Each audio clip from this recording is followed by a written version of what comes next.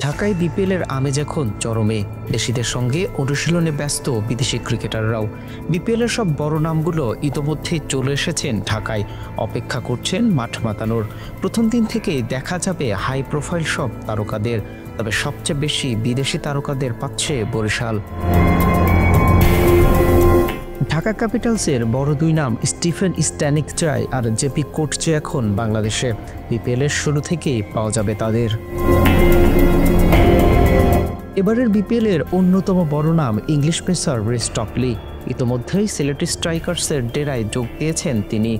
চলে এসেছেন আরেক বড় তারকা, ক্যারিবিয়ান অলরাউন্ডার রাহকিম কর্নওয়ালও।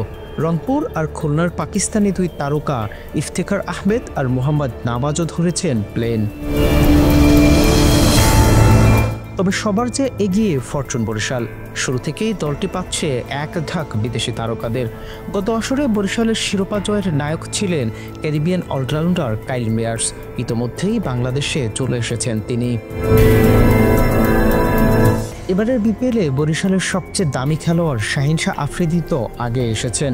বরিশালের লঞ্চে চলে এসেছেন ইংলিশ মার্কুটে ব্যাটার ডেভিড মালানো।